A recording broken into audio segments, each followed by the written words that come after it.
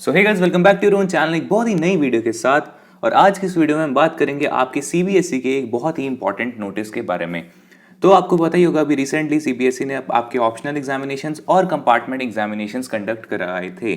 तो अगर आप उन दो कैटेगरीज में से हो जिन्होंने ऑप्शनल एग्जामिनेशंस दिए हैं या कंपार्टमेंट एग्जामिनेशंस दिए हैं, तो आपके लिए एक बहुत इंपॉर्टेंट नोटिस आया regarding your schedule for verification of marks, या जिसे हम सरल भाषा में कहते हैं रीवैल्यूएशन।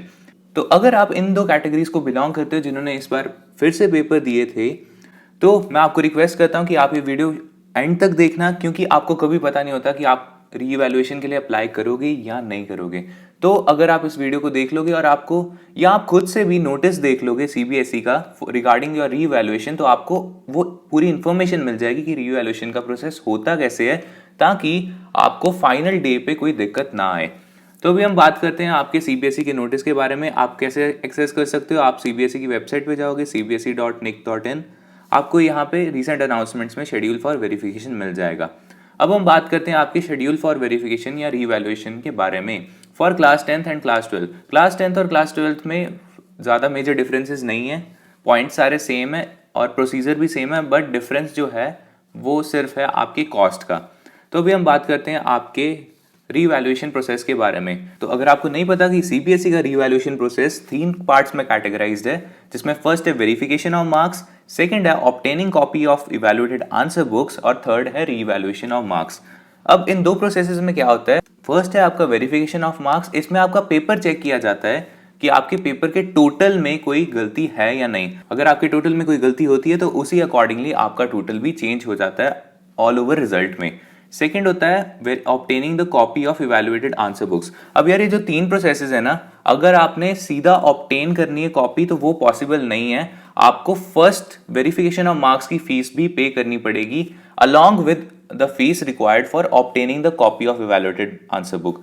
फॉर एग्जाम्पल मैं आपको बताता हूँ, जैसे आपके वेरिफिकेशन ऑफ मार्क्स के लिए लगते हैं 500 रुपीज़ और आपके ऑब्टेनिंग द कॉपी पर पेपर के लगते हैं, उसके भी 10th क्लास के लगते हैं 500 रुपीज़। तो मतलब अगर आपने अपनी आंसर बुकलेट की कॉपी ऑब्टेन करनी है तो आपको 1000 रुपीज़ पे करने पड़ेंगे, इररिस्पेक्टिव कि आपने अपनी वेरिफिकेशन ऑफ मार्क्स करवानी है या नहीं करवानी। Same goes for revaluation of marks. Revaluation में भी यार यही होता है कि आपको रीवैल्यूएशन कराने के लिए फर्स्ट और सेकंड स्टेप की फ़ी भी पे करनी पड़ती है। और फी पे करने का मतलब ये भी है कि आपको दोनों चीज़ें के बेनिफिट्स मिल जाएंगे। थर्ड प्रोसेस होता है यार रीवैल्यूएशन ऑफ मार्क्स। इस प्रोसेस में क्या होता है, जब आपको अपनी copy of evaluated answer book मिल जाती है, आपको अपनी आंसर बुक की कॉपी मिल गई, तो आप उसे चेक कर सकते हो पूरी बुकलेट को कि आपके एग्जामिनर ने आपका पेपर कैसे चेक किया, और उसी हिसाब से आप देख सकते हो कि यहाँ पे आपको सफिशिएंट मार्क्स मिले हैं, उस क्वेश्चन में सफिशिएंट मिले हैं या नहीं मिले। ये होता है थर्ड प्रोसेस, और इसी के साथ आपके तीनों प्रोसेसेस खत्म हो जाते हैं। जो रीवैल्यूएशन का रिजल्ट होता है यार वो फाइनल होता है, इसके बाद आप बोर्ड को चैलेंज नहीं कर सकते किसी भी हाल में। तो इसके साथ हम बात करते हैं आपकी कुछ इंपॉर्टेंट इंस्ट्रक्शंस के बारे में। अगर आपने रीवैल्यूएशन के लिए अप्लाई करना है तो आपको क्या क्या चीज़ों का ध्यान रखना पड़ेगा। अब यार जो मैं आपको चीज़ें बताऊंगा ये क्लास 10th और क्लास 12th के लिए ऑलमोस्ट सेम है, बस प्राइस डिफरेंस में फ़र्क पड़ेगा। तो यार अभी हम बात करते हैं आपके कुछ इंपॉर्टेंट पॉइंट्स के बारे में। फर्स्ट पॉइंट ये है कि यार अगर आपको रीवैल्यूएशन प्रोसेस या किसी भी स्टेप के लिए अप्लाई करना है तो ये सारा प्रोसीजर ऑनलाइन ही है। ऑफलाइन मोड में कोई भी एप्लीकेशन या प्रोसीजर पॉसिबल नहीं है। और साथ में जो आपके चार्जेस लगेंगे वो आपको सिर्फ ऑनलाइन ही डिपॉजिट कराने का मेथड है। ऑफलाइन आप पोस्टल ऑर्डर या मनी ऑर्डर से नहीं बेच सकते। थर्ड पॉइंट ये है कि अगर आपकी इनकम्प्लीट है या आप ऑफलाइन एप्लीकेशंस को ही भेज रहे हो तो वो ऑटोमेटिकली रिजेक्ट हो जाएंगी। फोर्थ पॉइंट ये है कि यार आप एक प्रोसेस के रिगार्डिंग एक ही एप्लीकेशन भेज सकते हो। फॉर एग्जांपल अगर आपने किसी भी सब्जेक्ट में वेरिफिकेशन ऑफ मार्क्स के लिए अप्लाई किया है तो आप फिर से उसी सब्जेक्ट में अप्लाई नहीं कर सकते, आपकी एक ही एप्लीकेशन एक्सेप्ट होगी। और कुछ इंपॉर्टेंट पॉइंट्स के बारे में बात करते हैं यार। एक और इंपॉर्टेंट पॉइंट ये है यार कि अगर आपने रीवैल्यूएशन के लिए अप्लाई किया और अगर आपके मार्क्स बाय चांस डिक्रीज भी हो गए तो वो भी आपके रिजल्ट को अफेक्ट करेंगे। और अगली बात तो यार ऑब्वियस ये कि अगर आपका कोई चेंज इन मार्क्स होगा या इंक्रीज या डिक्रीज होगा तो आप अपनी मार्कशीट को सरेंडर करोगे और आपको उसी हिसाब से अपनी न्यू मार्कशीट मिल जाएगी। बाकी एक और चीज़ है, आपके जो प्रोसेसिंग चार्जेस होंगे वो नॉन रिफंडेबल होंगे। अगर आपने एक बार पे कर दिए तो आपको उसका कोई रिफंड मिलेगा नहीं। इसी के साथ आपके 3 प्रोसेस के बारे में कुछ डिटेल में बात कर लेते हैं। फर्स्ट प्रोसेस आपको वेरिफिकेशन ऑफ मार्क्स, जैसे मैंने आपको बताया था कि आपका फर्स्ट स्टेप होता है वेरिफिकेशन ऑफ मार्क्स। अगर आपको लगता है कि टीचर आपके एग्जामिनर ने कोई टोटल में गलती की है तो आप वेरिफिकेशन ऑफ मार्क्स के लिए अप्लाई करते हो। इसके प्रोसेसिंग चार्जेस होते हैं यार 500 पर सब्जेक्ट। जो आपका रिजल्ट होगा वेरिफिकेशन ऑफ मार्क्स वो होगा सीबीएसई की वेबसाइट पे ही अपलोड हो जाएगा आपके अकाउंट में। अब आप ये कैसे एक्सेस कर सकते हो यार, आप जब सीबीएसई की रीवैल्यूएशन के बारे में सर्च करोगे तो आपको ये सीबीएसई रीवैल्यूएशन इसकी वेबसाइट मिल जाएगी cbseit.in वाली। आप ये करोगे तो आप यहाँ से अपना अप्लाई भी कर सकते हो और अपना स्टेटस भी चेक कर सकते हो। अप्लाई करने के बाद यार आपको एप्लीकेशन नंबर मिल जाएगा जिस हिसाब से आप अपना फी स्टेटस या अपना एप्लीकेशन स्टेटस भी चेक कर सकते हो। अब सीबीएसई ने यहाँ पे एक बहुत इंपॉर्टेंट पॉइंट हाईलाइट किया है जो मैंने आपको शुरू में ही बता दिया था कि अगर आपने अपनी इवैल्यूएटेड आंसर बुक की कॉपी निकालनी है, आपने अपनी आंसर शीट की कॉपी निकलवानी है तो आपको वेरिफिकेशन ऑफ मार्क्स के लिए अप्लाई करना ही पड़ेगा। सीबीएसई ने भी यही लिखा है कि only those candidates who will apply for verification of marks will be eligible to apply for obtaining copy of answer booklet. तो इसी हिसाब से अगर आपने हिंदी की अपनी आंसर बुकलेट की कॉपी मंगानी है तो आपको उसी सब्जेक्ट के रिगार्डिंग अपने वेरिफिकेशन ऑफ मार्क्स के भी अप्लाई करना पड़ेगा।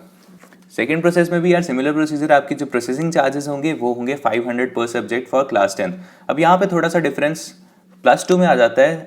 तो क्लास 10 के लिए तो आंसर बुकलेट की कॉपी मंगाने के लिए आपके प्रोसेसिंग चार्जेस 500 है, पर अगर हम क्लास 12 की बात करें तो ये प्रोसेसिंग चार्जेस 700 पर सब्जेक्ट हो जाते हैं। बाकी कोई प्राइसेस में चेंज नहीं रहता, जो आपके 500 है वेरिफिकेशन के लिए वो सेम ही रहते हैं। बाकी आपको बताया हुआ है कि जब आप अपने इवैल्यूएटेड आंसर बुकलेट के लिए अप्लाई कर दोगे तो आपको अपनी कैंडिडेट्स लॉगिन आपको अपने लॉगिन अकाउंट में ही मिल जाएगी जो आपको सीबीएसई प्रोवाइड करेगा। साथ ही में जो आपके आंसर शीट होंगे वो स्कैन कॉपी होंगे आपके आंसर बुक की, वो आपके लॉगिन अकाउंट में आपको मिल जाएंगे। यहाँ पे फिर से आपके सीबीएसई ने एक बहुत इंपॉर्टेंट पॉइंट हाईलाइट किया कि अगर आपको थर्ड प्रोसेस में जाना है जो है revaluation of evaluated answer book, तो उसी के हिसाब से आपको फर्स्ट 2 स्टेप्स में भी अप्लाई करना ज़रूरी है। Revaluation of evaluated answer book में क्या होता है, जैसे मैंने आपको पहले बताया था कि अगर आपको आंसर शीट मिलने के बाद लगता है कि किसी क्वेश्चन में आपको मार्क्स कम मिले हैं या एग्जामिनर ने अच्छी तरह से चेक नहीं किया तो आप रीवैल्यूएशन के लिए अप्लाई कर सकते हो। जो रीवैल्यूएशन के चार्जेस होते हैं यार वो 100 पर क्वेश्चन है। तो अगर आपको एक क्वेश्चन के लिए अप्लाई करना है तो पर क्वेश्चन आपको 100 रुपीज़ पे करने पड़ेंगे। रीवैल्यूएशन की प्रोसीजर में यार एक और इंपॉर्टेंट पॉइंट है जो आपको ध्यान रखना पड़ेगा कि जिस क्वेश्चन के लिए आप अप्लाई कर रहे हो, फर्स्ट मैं आपको रिकमेंड करता हूं कि आप उसकी मार्किंग स्कीम चेक कर लो। अगर मार्किंग स्कीम के अकॉर्डिंगली आपको कम मार्क्स मिले तो डेफिनेटली आप रीवैल्यूएशन के लिए अप्लाई करो, आपको उसी के मार्किंग स्कीम के अकॉर्डिंग करेक्ट मार्क्स मिल जाएंगे। साथ में जो आपका स्टेटस ऑफ रीवैल्यूएशन होगा वो आपकी वेबसाइट पे अपलोड हो जाएगा आपके लॉगिन अकाउंट में। और यहाँ पे भी वही लिखा है कि अगर आपके रीवैल्यूएशन के बाद मार्क्स डिक्रीज भी हुए तो उसका भी चेंज आपके रिजल्ट पे पड़ेगा। रिजल्ट होगा जो रीवैल्यूएशन का वो फाइनल होगा और आप इसके बाद कोई अपील या रिव्यू नहीं करवा सकते अपने आंसर शीट का या अपने सब्जेक्ट का। लास्ट में यार यही आपके जो अबव 3 एक्टिविटीज हैं, वेरिफिकेशन ऑफ मार्क्स, आपके obtaining the copy and revaluation, उसका डिसीजन फाइनल होगा। जो बोर्ड डिसीजन देगा वो फाइनल होगा और आपको वो मानना ही पड़ेगा। लास्ट में जाते जाते यार एक और इंपॉर्टेंट पॉइंट कंप्लीट कर दें जो है आपके schedule for applying for the 3 subjects. तो अगर आप वेरिफिकेशन ऑफ मार्क्स के लिए अप्लाई करना चाहते हो तो आपको 3rd day from the date of declaration of result to 4th day. तो फॉर एग्जाम्पल अगर आपका 1 नवंबर को रिजल्ट आया तो आपको 3rd एंड 4th नवंबर को ही अप्लाई करने का मौका दिया जाएगा for verification of marks. Similar is the case for obtaining your copy of evaluated answer books and the revaluation. Copy obtain करने के लिए आपको 12th to 13th डे और रीवैल्यूएशन के लिए 15 to 16 day from the date of declaration of result. तो यार यही था इस वीडियो में। आई होप आपको ये वीडियो इन्फॉर्मेटिव लगी होंगी, ऑलमोस्ट आपको सारी बातें समझ आ गई होंगी। अगर आपको कोई बात समझ नहीं आई तो आप कमेंट सेक्शन में भी लिख सकते हो अपने डाउट्स और आप ये नोटिस को भी रेफर कर सकते हैं for more information. Please share this video to all your friends, near and dear ones, wherever this video will make an impact. We will meet you soon on another video. So till then, stay happy, stay fit, stay at your homes. Jai Hind, Vande Mataram.